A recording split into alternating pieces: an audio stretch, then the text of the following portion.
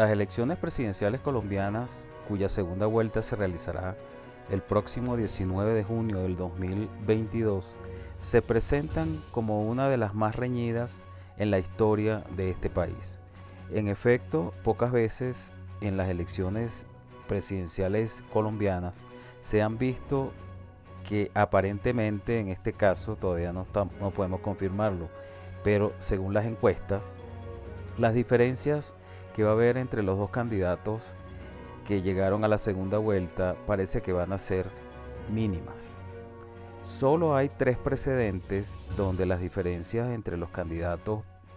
principales de las elecciones a la presidencia de la República de Colombia fueron muy pequeñas. 2 de ellas cuando no existía la segunda vuelta, esto es antes de la Constitución de 1991, y una tercera que ocurrió precisamente luego de promulgarse la Constitución o la Carta Política de este último año, 1991. Las presidenciales de 1970, en las que Misael Pastrana Borrero superó a Gustavo Rojas Pinilla, ex dictador de este país, por solamente 1.6% de los votos. En este momento no existía la segunda vuelta. Las de 1978, en las que Julio César Turbay se impuso a Belisario Betancur,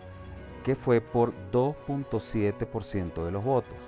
Y ahora sí, ya viendo la segunda vuelta, después de la Constitución de 1991, las elecciones de 1994, el que se convirtió en el presidente de Colombia, Ernesto Samper, quedó elegido por encima de Andrés Pastrana, hijo precisamente del primer precedente de Misael Pastrana Borrero, con una diferencia solamente del 2%. Como lo dice el diario El País en un interesante reportaje que realizaron sobre este tema, las elecciones del 19 de abril de 1970 fueron por mucho las más problemáticas del momento.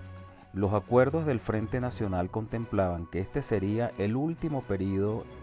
en el que liberales y conservadores se alternarían en el poder. Según el informe final de la registraduría, Misael Pastrana Borrero del Partido Conservador derrotó por unos 70.000 votos al general retirado Gustavo Rojas Pinilla, con su movimiento Alianza Popular Nacional ANAPO. Rojas Pinilla ya había sido gobernante de facto durante la única dictadura militar que ha tenido Colombia desde 1953 hasta 1957. El mismo diario El País nos dice que en 1978 el liberal Julio César Turbay también ganó la presidencia con una corta diferencia. Recuerden que en este momento no habían segundas vueltas, sobre el candidato conservador Belisario Betancur, pero las diferencias fueron más holgadas hasta que entró en vigor la Constitución de 1991. Con la nueva Carta Política, como ya le hemos dicho, llegó también la novedad de la segunda vuelta presidencial. Si ningún candidato en la primera vuelta superaba el 50% de los votos, que se inauguró en las siguientes elecciones, precisamente las de 1994. En la primera vuelta, el liberal Ernesto Samper, en este último año, obtuvo 45,3% de los votos y el conservador Andrés Pastrana 44,9%. Como ven, una diferencia muy pequeña. En la instancia definitiva, Samper se quedó con el 50,6% de los votos y Pastrana con el 48,4%. Se ha producido un desempate claro entre los dos candidatos principales, señalaba el editorial de la época del diario El País. Samper resulta elegido presidente con una diferencia no muy grande, pero indiscutible, según este diario. Pastrana reconoció la victoria de su contrincante y llamó a la población a poner por encima de todo los intereses del país. Así las cosas, en esta posible situación de poca diferencia de votos entre los dos candidatos para la segunda vuelta en las elecciones presidenciales colombianas del próximo 19 de junio, cobra particular interés dos temas que en los últimos días han ido apareciendo en los medios y se han producido algunas situaciones que definitivamente hay que estar pendiente, porque podría ser la diferencia entre estos dos candidatos, vista que en las últimas encuestas hasta el pasado sábado 11 de junio arrojaban que había empate técnico y no se ve un ganador claro. El primero de estos temas es el referido al voto en blanco.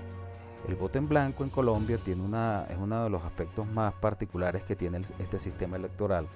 por cuanto en la primera vuelta la Constitución política colombiana establece que este voto en blanco pudiera tener un gran valor hasta el punto que el parágrafo primero del artículo 258 de la Carta Magna colombiana dice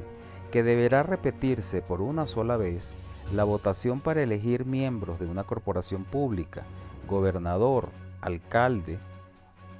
o la primera vuelta en las elecciones presidenciales cuando los votos en blanco constituyan mayoría absoluta en relación con los votos válidos. Tratándose de elecciones unipersonales, no podrán presentarse los mismos candidatos, mientras que en las corporaciones públicas no se podrán presentar a las nuevas elecciones las listas que no hayan alcanzado el umbral. Como ven ustedes, para la primera vuelta la situación parece muy clara. Esto no ocurrió en la primera vuelta de Colombia, había el voto en blanco y sin embargo obtuvieron una votación superior al voto en blanco los candidatos correspondientes, especialmente los dos que quedaron para la segunda vuelta, Gustavo Petro y Rodolfo Hernández. El problema está que para la segunda vuelta la registraduría decidió incorporar o establecer, como ha ocurrido en elecciones anteriores después de la Constitución de 1991, una casilla, aparte de la de los dos candidatos con su fórmula vicepresidencial, una casilla donde aparece voto en blanco. Esto ha generado una serie de polémicas y discusiones, por cuanto el voto en blanco para la primera vuelta sí pareciera ser muy importante, porque si es mayor el voto en blanco a lo de los candidatos, pueden repetirse o deben repetirse las elecciones. Para la segunda vuelta, en cambio, el artículo constitucional dice, concretamente el artículo 190, que el presidente de la República será elegido para un periodo de 4 años por la mitad más uno de los votos que de manera secreta y directa depositen los ciudadanos en la fecha y con las formalidades que determine la ley. Esto es lo que acabamos de ver con respecto a la primera vuelta. Pero si ningún candidato, como ocurrió el pasado 29 de mayo, obtiene dicha mayoría, se celebrará una nueva votación que tendrá lugar 3 semanas más tarde, en la que solo participarán los dos candidatos que hubieran obtenido las más altas votaciones. Será declarado, dice la Constitución en este artículo 190, presidente quien obtenga el mayor número de votos. Aquí no se establece una mayoría específica, sino que una mayoría simple puede generar en la victoria de uno de los candidatos. Como se puede ver en este artículo 190 de la Constitución, no se tiene previsto ningún tipo de valoración o situación especial por el voto en blanco para la segunda vuelta. Esto ha sido incorporado por la Registraduría Nacional de Colombia, donde quien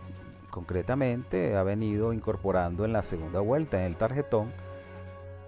la tercera casilla para el voto en blanco, lo cual ha sido considerado por algunos especialistas, sobre todo constitucionalistas, como que es una violación del artículo 258 de la Constitución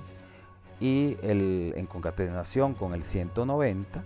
porque se considera que al no tener ningún valor jurídico el voto en blanco para la segunda vuelta, sino que el ganador va a ser el que por la mínima mayoría inclusive obtenga más votos, no es necesario que haya una casilla en el tarjetón para la segunda vuelta. Efectivamente, dice el artículo 190, que si ningún candidato tiene dicha mayoría en la primera vuelta, se celebrará una nueva votación que tendrá lugar 3 semanas más tarde, en la que solo participarán los dos candidatos que hubieran obtenido las más altas votaciones. Como se puede ver en este artículo 190, por ninguna parte aparece que va a haber una tercera opción, sino que la única escogencia que van a hacer los votantes es solamente referido a los dos candidatos que hayan pasado a la segunda vuelta. Y además quedó claro en el 258 que solamente cuando estemos en la primera vuelta, concretamente el parágrafo primero que acabamos de ver, es que los votos en blanco tendrá un valor jurídico hasta el punto de que tendrán que repetirse las elecciones, incluso con otros candidatos. De manera tal que cuando no se está en esta situación de la primera vuelta, este voto en blanco no debería estar en la casilla, o mejor dicho, en el tarjetón, por cuanto si una persona no está o no quiere votar, primera cosa que debemos ver en Colombia, el voto no es obligatorio, primera cosa. De manera tal que si la persona no quiere votar por ninguno de los dos candidatos que quedaron para la segunda vuelta, lo que procedería es o bien no ir a votar, o si va a votar porque quiere cumplir el deber ciudadano, que es un deber entre comillas, porque repetimos, no es obligatorio, pero quiere ir a votar, lo que tiene que hacer es tomar el tarjetón y simplemente no marcar ninguna de las opciones que están planteadas en el mismo, sino que simplemente vota, pero sin la escogencia de ningún candidato. Esto es lo que debería hacerse en un caso de segunda vuelta y no colocar una tercera casilla en el tarjetón que por ningún lado del sistema electoral, tanto desde el punto de vista constitucional como desde el punto de vista legal estricto, debe estar en ese tarjetón. Esto inclusive fue objeto de una acción de tutela, que es como se llama aquí en Colombia a lo que se llama en otros países el recurso de amparo, la acción de amparo, por parte de un abogado constitucionalista muy reconocido, el quien consideró que efectivamente se estaban violando los derechos constitucionales y en general el sistema electoral colombiano, y podría generar en una perturbación la colocación de esta tercera casilla en el tarjetón. Lamentablemente hasta el momento no tenemos noticias de que esta acción de tutela se haya declarado en algún sentido. Inclusive cuando se le pregunta al abogado qué pasaría si se hubiera declarado esta acción de tutela que fue interpuesta la semana pasada en relación con las elecciones, él considera que deberían suspenderse para cambiar el tarjetón y que se haga de la manera correcta. Otros simplemente han dicho que dependiendo del tiempo pudiera ocurrir que antes respetándose la fecha original, las elecciones se realicen con todas las garantías, por supuesto, cambiando los tarjetones para que solo aparezcan dos opciones y el que no quiera votar por ninguna de ellas o no vota, porque no es obligatorio, o vote pero sin marcar ninguna de las casillas. La experiencia dice que el voto en blanco, que es el otro aspecto al que me iba a referir en este programa, porque la preocupación es que el voto en blanco venía subiendo en las encuestas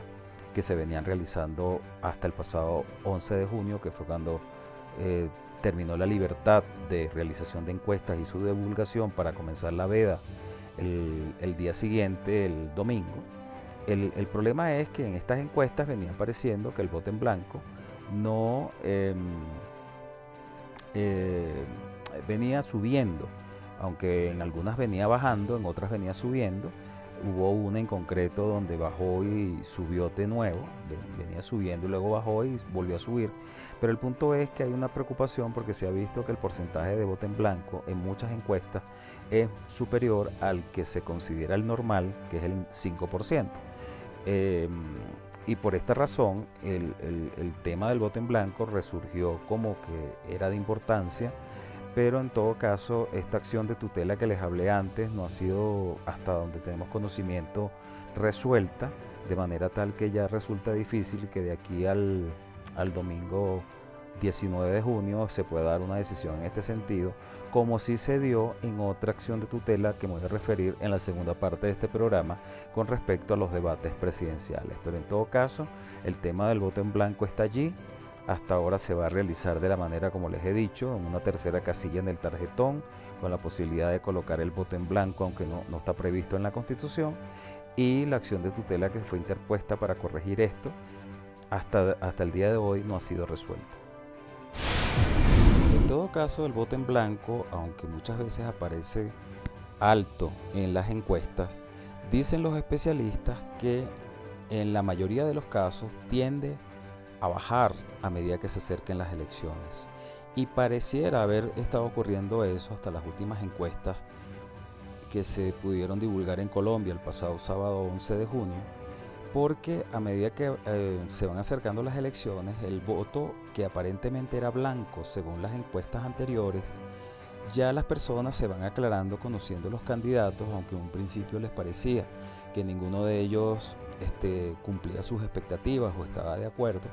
en la mayoría de los casos, este voto en blanco, sin desaparecer por supuesto, porque es una opción que siempre debe tener la gente, lo incorrecto en este caso aparentemente es la forma como se estableció, pero el voto en blanco puede ser parte de la abstención, sobre todo en una segunda vuelta. Entonces este voto en blanco en muchos casos, en una gran parte de este porcentaje de voto en blanco que se venía viendo en las encuestas colombianas, pudiera bajar a los márgenes normales o aceptables, que se considera que es hasta el 5%, pero inclusive mucho menos, dicen los expertos,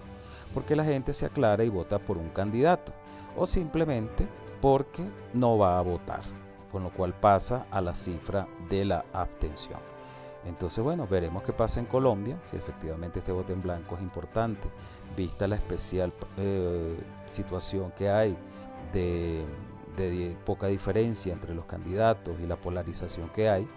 pero no pareciera ser un problema todavía, sino el día de las elecciones. Pero en todo caso, si llegara a ocurrir que el voto en blanco es muy alto, este voto en blanco no tiene ningún efecto jurídico, no tiene ningún valor, como si lo podría tener en la primera vuelta, y sería prácticamente un voto basura, porque definitivamente este voto no tiene ningún efecto en las elecciones, aunque sea en el hipotético caso que sea mayoritario, lo cual es bastante difícil. El segundo aspecto que nos queremos referir en este programa y que pudiera tener quizás un valor muy importante de cara a las elecciones del próximo 19 de junio, si finalmente eso llegara a ocurrir, es lo sucedido en el día de ayer, o mejor dicho, anteayer, en un tribunal superior de Bogotá, que ordenó la realización de un debate presidencial entre los dos candidatos a la segunda vuelta en las elecciones presidenciales colombianas. Como ya sabemos, no se iban a realizar debates de este tipo en esta segunda vuelta. De hecho, expresamente uno de esos candidatos, Rodolfo Hernández, había dicho que no participaría en ningún tipo de debate y en general en ninguna participación pública, salvo entrevistas a medios de comunicación y la utilización de las redes sociales. Pero entonces, por una acción de tutela también, como fue el caso del abogado que intentó la acción de tutela con respecto al voto en blanco que hablamos antes, o un grupo de abogados, mejor dicho, se intentaron varias acciones de tutela que fueron al final acumuladas y se decidieron en una decisión que el pasado 14 de junio el Tribunal Superior de Bogotá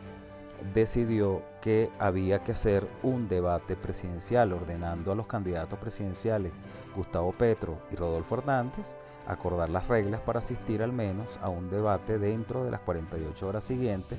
a la notificación del fallo. Es decir, hasta el día de hoy, jueves, podrá hacerse, según esta sentencia, este debate. De acuerdo al documento presentado, o mejor dicho, por la sentencia del tribunal, el derecho que fue tutelado fue el de confrontación del poder público consagrado en el artículo 40 de la Constitución Política. De igual manera, los candidatos podrán acordar a través de qué medio de comunicación realizar el debate. Sin embargo, la sentencia vincula al sistema de medios públicos, Radio Televisión Nacional de Colombia, RTBC, por lo que hasta el momento se perfila como el seleccionado para llevarlo a cabo. Según la sentencia, los debates presidenciales son en sí mismos considerados un derecho del candidato a exponer sus ideas, pero al mismo tiempo un deber frente al conglomerado social. La trascendencia nacional que implica la elección, continúa la sentencia, del presidente de la República en nuestro Estado, el derecho de acceder a los medios de comunicación de los partidos, movimientos sociales, políticos y grupos significativos de ciudadanos, lleva implícito un deber frente al ciudadano de permitirle conocer a sus candidatos. Según el profesor Esteban Hoyo Ceballos, decano de la Escuela de Derecho de la Universidad EAFIT de Medellín, los fallos de tutela en primer lugar son de cumplimiento inmediato y la presentación de una impugnación contra esa decisión no interrumpe el cumplimiento del fallo en primera instancia. Así que el debate debe realizarse y la decisión debe cumplirse. independientemente que la misma se impugne, como aparentemente ha hecho el candidato presidencial Rodolfo Hernández, aunque más bien se trata de una solicitud de aclaratoria de la sentencia. En efecto, el candidato Rodolfo Hernández pidió en la tarde de este miércoles al Tribunal Superior de Bogotá 3 aclaraciones sobre el fallo de tutela que lo obliga a asistir a un debate presidencial. Dice esta solicitud que en mi condición de accionado dentro del asunto de la referencia y para poder dar cumplimiento al ordenado por el resuelto en decisión del 14 de junio del 2022, junto con el salvamento de voto cuyos juiciosos razonamientos contienen tantas preguntas no resueltas como las que me asisten a mí, solicito la aclaración del fallo, repito, para poder acatarlo dentro de los términos allí contenidos, según esta solicitud. Estas 3 aclaraciones son las siguientes. Hernández pregunta si hay que hacer el debate solo con los 6 ciudadanos que lo demandaron o con toda la ciudadanía. En estricto derecho, el debate ordenado sería entre los candidatos y los 6 tutelantes, dice el candidato. En segundo lugar, Hernández cuestiona que los debates sean un deber en vez de un derecho. Le recordó al tribunal que Gustavo Petro pudo negarse a participar en debates en marzo de este año para la primera vuelta, lo que dice Hernández pondría en duda que esto sea obligatorio. Y luego, en tercer lugar, Hernández menciona que el fallo de tutela debe ocurrir antes de las elecciones, pero afirma que estas ya comenzaron en el exterior. La norma es clara, dice Hernández, en precisar podrán realizar una intervención, mas dicha premisa no es impositiva. Escribe el candidato que con esto sigue evitando el debate. Así las cosas en este tenso clima que se siente con la segunda vuelta de las elecciones presidenciales colombianas a realizarse el próximo domingo 19 de junio del presente año. Estos 2 temas que acabamos de mencionar adquieren particular interés. Veremos qué pasa con ellos, con el voto en blanco, que ya parece ser que va a ser un tema que se verá qué sucede en las elecciones mismas, por cuanto la acción de tutela interpuesta no ha sido resuelta hasta el día de hoy. Y con la situación del debate presidencial, que aunque sí tuvo acción de tutela, pareciera ser bastante difícil que se pueda realizar, ya que el plazo para hacerlo es justamente hasta el día de hoy, jueves, y apenas el día 14 se dictó la sentencia. Ayer entendemos que fue notificada de manera tal que resulta bastante difícil que eso se pueda realizar de aquí al día domingo. Son 2 aspectos interesantes que veremos qué pasa en las próximas elecciones el próximo domingo 19 de junio del 2020.